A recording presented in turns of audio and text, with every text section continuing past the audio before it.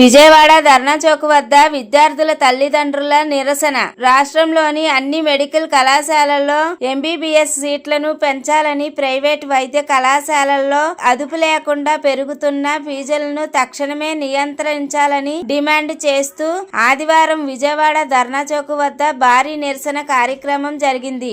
Student and medical parents association ఆధ్వర్యంలో నిర్వహించిన ఈ ధర్నాలో విద్యార్థుల తల్లిదండ్రులు పెద్ద ఎత్తున పాల్గొని తమ ఆవేదనను వ్యక్తం చేశారు. ఈ సందర్భంగా అసోసియేషన్ రాష్ట్ర అధ్యక్షుడు P Arun Chowdary, working president Tarakeshu Rangarao, ఉపాధ్యక్షులు పట్నాయక్, అల్తాఫ్ హుస్సేన్ మీడియాతో మాట్లాడుతూ ఆంధ్రప్రదేశ్ లో ఎంబీబీఎస్ సీట్లు చాలా తక్కువగా ఉన్నాయని, కానీ పోటీ మాత్రం విపరీతంగా పెరుగుతుందని పేర్కొన్నారు. నీట్ పరీక్షలలో నెలకొన్న తీవ్రమైన పోటీ కారణంగా విద్యార్థులు తీవ్ర మానసిక ఒత్తిడికి లోనవుతున్నారని వారు ఆందోళన వ్యక్తం చేశారు. ప్రభుత్వం వెంటనే స్పందించి రాష్ట్రంలో కొత్త మెడికల్ కళాశాలలను ప్రారంభించాలని, అందుబాటులో ఉన్న సీట్ల సంఖ్యను పెంచాలని వారు విజ్ఞప్తి చేశారు. అంతేకాకుండా నిబంధనలకు విరుద్ధంగా ప్రైవేటు మెడికల్ కళాశాలలు వసూలు చేస్తున్న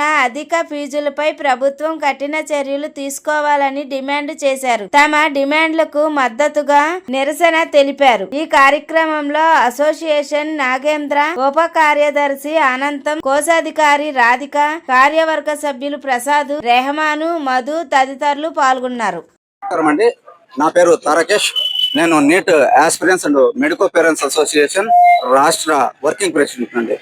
ఈరోజు NEET parents and medico parents ఇక్కడంతా విజయవాడ ధర్నా చౌక్ లో 2 రోజుల పాటు నిరసన ప్రదర్శన చేస్తున్నాము. 2 రోజుల్లో భాగంగా మొదటి రోజు నిరసన ప్రదర్శన అండి.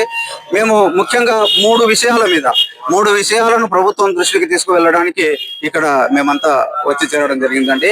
3 విషయాల్లో నంబర్ 1, రాష్ట్రంలో ఎంబీబీఎస్ సీట్లు చాలా తక్కువగా ఉన్నాయి ఏ కేటగిరీలో. సో ఎంబీబీఎస్ సీట్లను వెంటనే పెంచాలి ప్రభుత్వము. అలాగే ప్రైవేట్ వైద్య కళాశాలల్లో అడ్డు అదుపు లేకుండా విశృంఖలంగా ఫీజుల దోపిడీ జరుగుతుంది. ఆ ఫీజుల దోపిడీని అరికట్టాలి అనేది ప్రభుత్వం దృష్టికి ఈ నిరసన కార్యక్రమం ద్వారా మీ ద్వారా ప్రభుత్వం దృష్టికి తీసుకెళ్తున్నాము. నంబర్ 1 అండి అది. నంబర్ 2, నిజానికి ఈ రోజు మేము ఇక్కడ మాట్లాడుతున్నాము, నినాదాలు ఇస్తున్నాము, కేకలు వేస్తున్నాము, ప్రసంగాలు చేస్తున్నాము, కానీ ఈ విషయాలన్నీ కూడా ప్రభుత్వానికి బాగా తెలుసండి.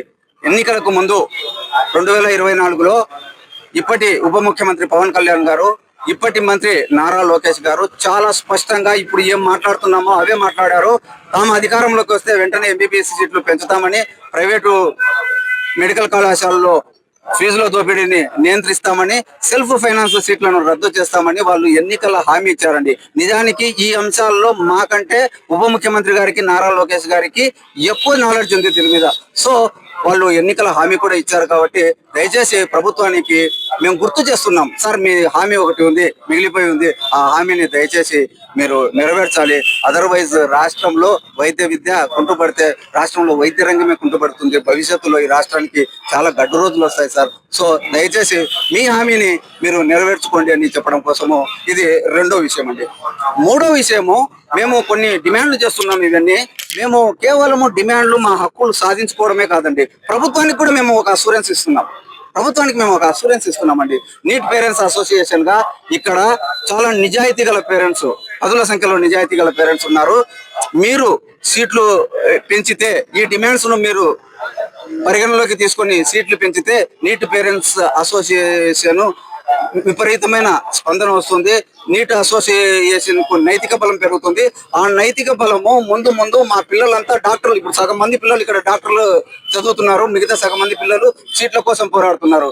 ఎప్పుడైతే ప్రభుత్వము మా సమస్యను తగిన రీతిలో స్పందిస్తుందో, సానుభూతితో స్పందిస్తుందో, మేము ప్రభుత్వానికి ఒక హామీ ఇస్తున్నాము. ఒక అసోసియేషన్ సామాజిక బాధ్యతతో ఈ కార్యక్రమం చేపడుతుంది. ఇదే సామాజిక బాధ్యతతో మా పిల్లలు రేపు భవిష్యత్తులో డాక్టర్స్ అయిన తర్వాత వాళ్ళను కమర్షియల్ డాక్టర్స్ గా వెళ్ళనీయడం అండి, వాళ్ళను ప్రజా డాక్టర్స్ గా తీర్చిదిద్దుతాము. ఇది ప్రజలకు, ప్రభుత్వానికి మీడియా ద్వారా మా అసోసియేషన్ ఇస్తున్న హామీ. అంటే మేము హక్కుల గురించి మాట్లాడటం లేదండి, మా బాధ్యతను కూడా మేము స్వీకరిస్తున్నాం. సో ఈ 3 విషయాలండి. 1, సీట్లు పెంచాలి. 2, ప్రభుత్వము తన హామీని నిలబెట్టుకోవాలి. ఈ రెండు ప్రభుత్వం చేయాలి. మా వైపు నుంచి మా పిల్లలను ప్రజా డాక్టర్లుగా పేదల కోసం, అసహాయుల కోసం, అన్నార్థుల కోసము, అనాథల కోసము, వీళ్ళ కోసము మా పిల్లలు పనిచేసే విధంగా ఫ్యూచర్ లో ఆ బాధ్యత మేము తీసుకుంటామండి.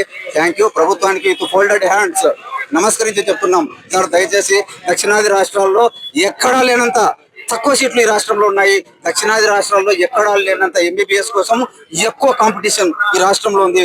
దాంతో పిల్లలు చాలా సఫర్ అవుతున్నారు, మానసిక ఆందోళనకు లోనవుతున్నారు, ప్రెజర్ కు గురవుతున్నారు, ఆత్మహత్యలు చేసుకుంటున్నారు.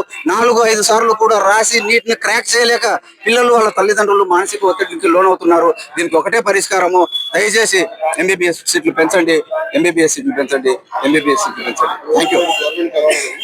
ఎన్టీఆర్ హెల్త్ యూనివర్సిటీకి సీట్లు పెంచమని కలుస్తున్నాము. అలాగే ఫీజుల నియంత్రణ కోసము ఉన్నత విద్యాశాఖ ఫీజుల నియంత్రణ కమిషన్ అనేది ఒకటి ఉంది విజయవాడలో, వాళ్ళను కలుస్తున్నాము. అలాగే వీలైతే ప్రభుత్వ పెద్దలు ఉప ముఖ్యమంత్రి గారిని, వైద్య విద్యాశాఖ మంత్రితో కానీ అపాయింట్మెంట్ కోసం ట్రై చేస్తున్నాము.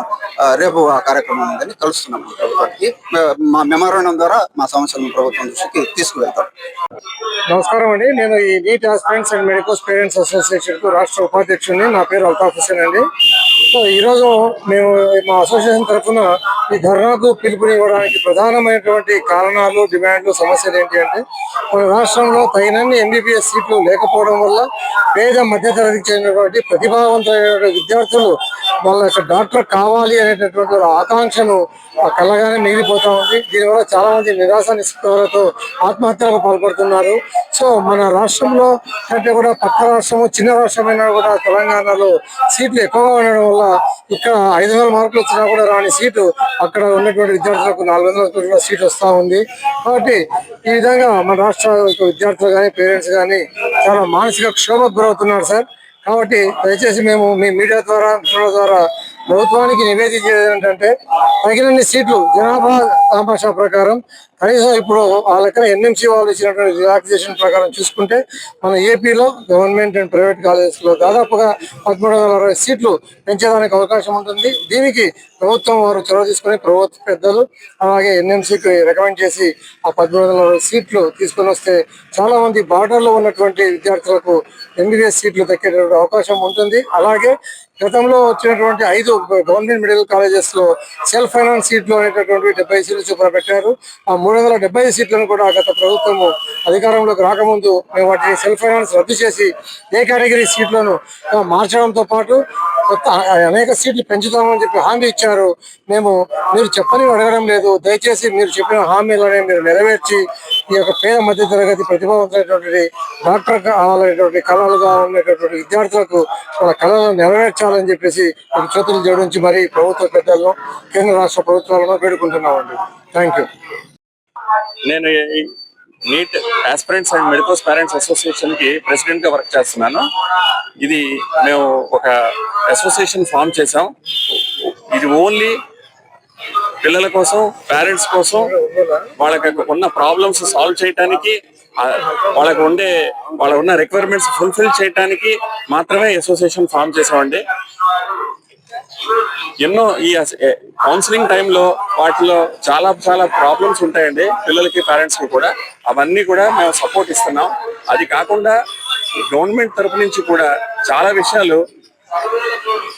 చాలా వాస్తవమైన విషయాలు ఉన్నాయండి చేయవలసినవి పిల్లల కోసం. ముఖ్యంగా సీట్లు పెంచాలండి. మనకి ఇప్పుడు ఆల్రెడీ ఉన్న కాలేజీల్లోనే సీట్లు పెంచమని చెప్తున్నామండి. కొత్తగా వచ్చే కాలేజీలు లేట్ అవ్వచ్చు.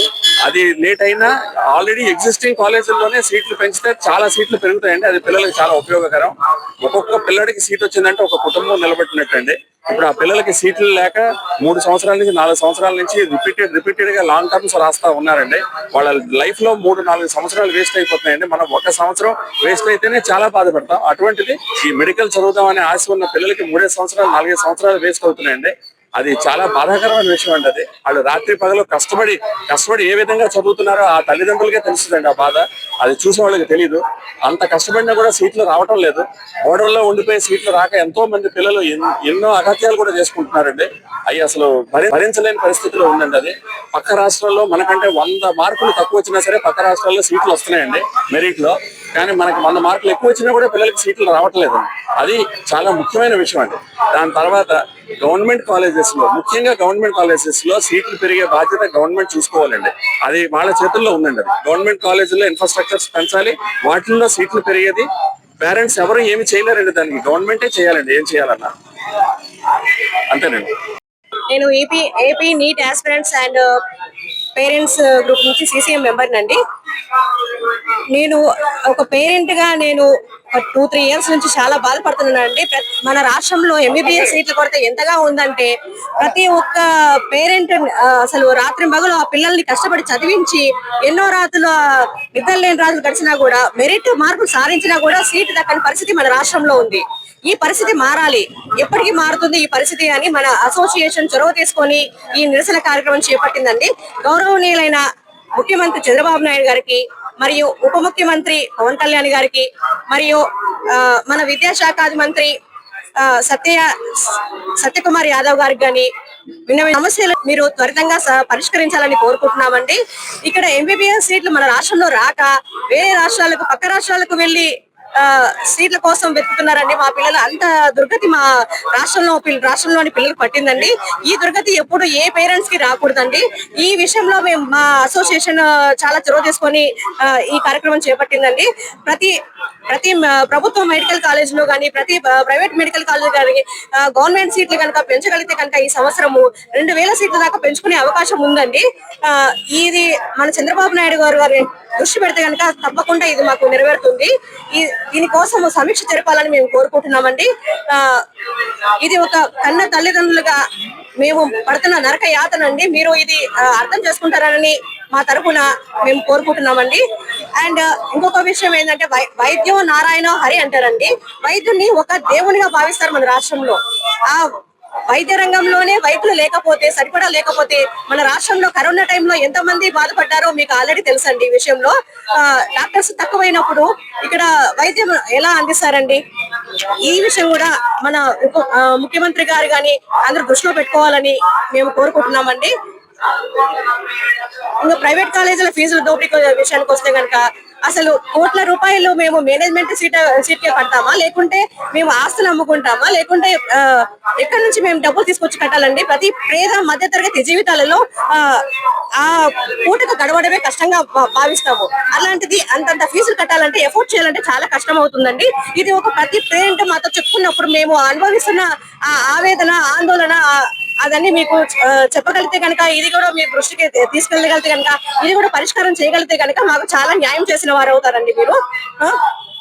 ప్రైవేట్ కాలేజీలో చూసుకుంటే కనుక లక్షలలో ఫీజులు తీసుకుంటున్నారు. గవర్నమెంట్ సీట్ తెచ్చుకున్నా కూడా ఈ స్థితి కూడా మారాలని మేము కోరుకుంటున్నామండి. ఎప్పటికీ ఈ వ్యవస్థ మారుతుంది, ఇది మారాలి. ఇది మారాలి అంటే మా చంద్రబాబు నాయుడు గారు ఖచ్చితంగా పట్టించుకోవాలి.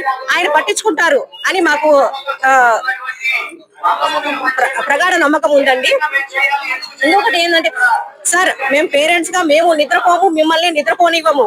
ఈ మాట మీరు చాలా సార్లు చెప్పారు చంద్రబాబు నాయుడు గారు. ప్లీజ్ దయచేసి మీరు మా సమస్యలను పరిష్కరిస్తారని మేము కోరుకుంటున్నాము, విన్నవించుకుంటున్నామండి. థ్యాంక్ యూ సో మచ్ అండి.